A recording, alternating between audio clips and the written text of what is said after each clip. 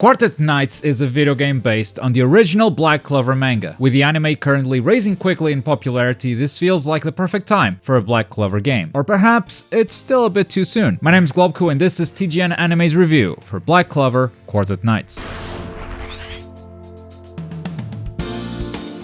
There's a lot to unpack here with this game. We've got a story mode, a series of challenges, some light customization, and finally, online multiplayer. But what do all of these things have in common? The gameplay basics. You can think of Quartet Knights as a third-person shooter, where each character has its own abilities, like a class-based shooter. The easiest way for me to describe this game is by comparing it to the very popular Overwatch, but using Black Clover characters along with their respective abilities. By no means does this game copy Overwatch. Each character feels very different, unlike some Overwatch clones out there, but it's a good starting point towards explaining how this game works. Some characters are melee focused, so they won't shoot projectiles. Some have shields, some have fast movement abilities and projectiles. You have a lot of variety between characters, and all of that encourages teamwork. But while Overwatch might be a good starting point, the game feels lacking when comparing it to the big budget Blizzard game. There's a lack of polish on movement and general abilities. Even the simple act of aiming here is aided by an incredibly aggressive aim assist. You can turn it off in the options, but then you'll be at a huge disadvantage when playing against other players. It can also be a very confusing game. The HUD looks very crowded, there's text popping up everywhere, where this game feels like it needed something a bit more minimalistic, because there are so many effects happening simultaneously on your screen that it can be hard to know what's happening or what got you killed. Partly that's because the HUD is very crowded, but also the game is just chaotic in nature. Every time I die without knowing why, I wish there were some damage log or some kill cam so I can learn from that experience, so I can know what killed me and adapt. Instead, I just avoid crowded areas because I feel like a bunch of particle effects are gonna kill me very fast. So in general, it feels like a low-budget class-based shooter with a lot of original ideas for character abilities. As far as game modes go, it's all objective-based. You capture control points, you escort crystals, you grab keys and open treasure chests. All the game modes surround the idea of holding specific areas on the map for long enough to accomplish an objective. And that is going to mostly be true not only for multiplayer but also for story mode. So let's start there. Story mode starts with Asta fighting against Mars, just like it happens in the anime, but from there, the story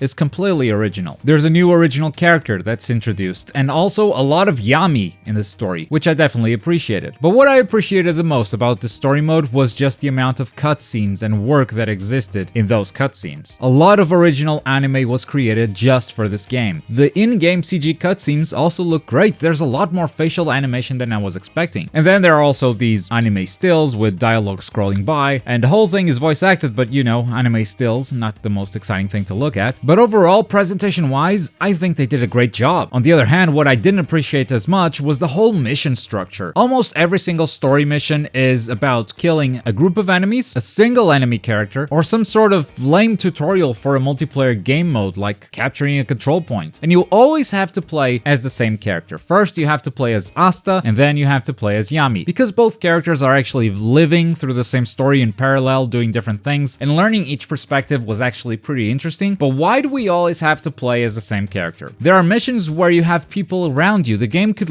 easily let you choose another character, but it only does so after you beat the mission. Only in case you want to replay the mission does it allow you to play with a different character, and this feels like a basic mistake. Playing multiplayer matches against bots isn't fun or even challenging. Story mode on hard was still pretty easy, so at least give us some variety by letting us pick a character from the ones available. I barely wanted to get through story mode the first time around because of this boring mission structure, let alone replay it with a different character. The thing that kept me going was honestly the cutscenes, the story, and if you're a Black Clover fan, you're definitely going to enjoy what they're offering here. But the gameplay portions, man, did I have to suffer through them. Oh, and the whole thing is pretty short. The full story mode, both Asta and Yami parts combined, should take you about 3 hours total, unless you want to replay the story for optional objectives. So overall, I sincerely don't think story mode offers a lot of value. It's hard to recommend the story to anyone unless they're a die-hard Black Clover fan, because on its own, it's definitely not worth the full price of the game. Now, if multiplayer is good though, then maybe that becomes acceptable as a bonus. So let's jump into multiplayer. But wait, Globku, aren't you forgetting about the challenges? Well, personally, I mostly see the challenges as part of the multiplayer, but allow me to explain. Each character has a challenge mission. This challenge mission is always about using your character's abilities X number of times, making challenges the perfect place to try out a new character before taking them into multiplayer. Sure, there is a little story told through image stills, and these are not voice acted at all, but these little mini stories are pretty bad. So feel free to skip them because they really add nothing to the game. Challenges are mostly a tool for trying out a new character and learning their abilities, and it's a pretty effective tool. This game also has a training mode where you can pick any character and experiment in this sandbox. If the challenge mission didn't satisfy you, head over to training mode and poke around with the character a little bit more. It's got some good game modes for introducing you to new characters, for making sure that you know what you're doing before jumping into multiplayer, which is what we're doing right now.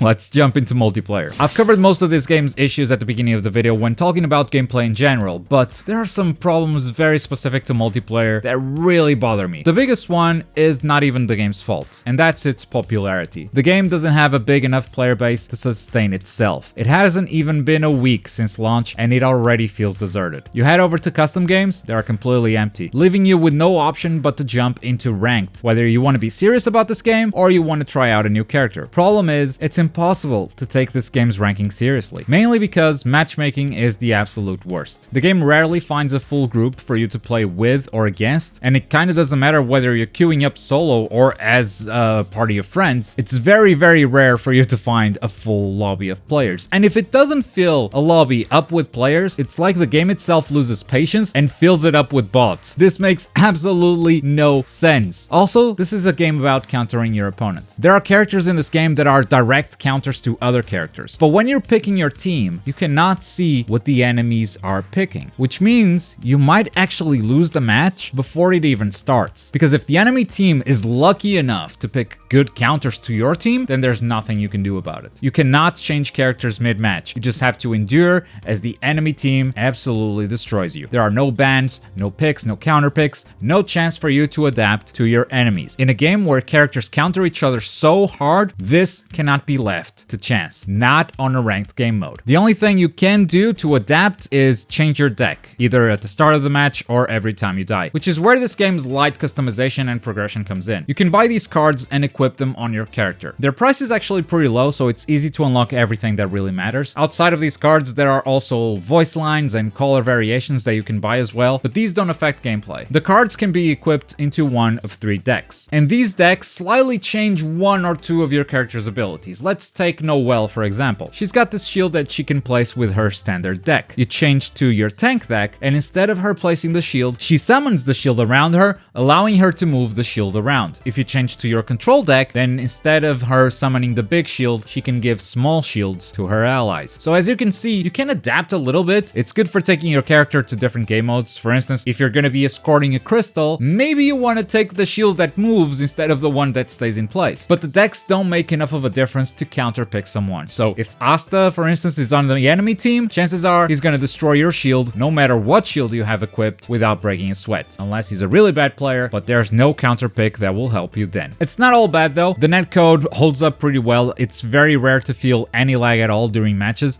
and it can be a very fun game to play. When you successfully coordinate a push with your team, when you outplay someone, it's a game where all of these moments that exist in these class-based shooters are possible, and they do happen quite often, but it also feels like a game plagued by small problems that have repeatedly come up during betas and demos and still haven't been fixed. It's a confusing game. People don't know how they're dying all the time. The HUD is super crowded. There's too much stuff happening on screen, and it doesn't need to be this way, along with everything else we talked about. It feels like it's a game that needed a couple of adjustments to really shine. But even if those adjustments were made, would Black Clover be popular enough? This game does not have the player base it needs, and as it stands right now, it's hard to recommend this game to anyone who isn't already a huge Black Clover fan. But even if you are one of those huge Black Clover fans, you're gonna have a tough time in multiplayer, because from the looks of it, it's not gonna be alive for very long. And with all of that, it's time to score this game. If you're new to this channel, we use letters to score our games. F and E are for the bad games, D and C are for okay or mediocre, and B and A are the good games. And this is my score for Black Clover Quartet Knights. なんで100年に一度が懐かしいんだ。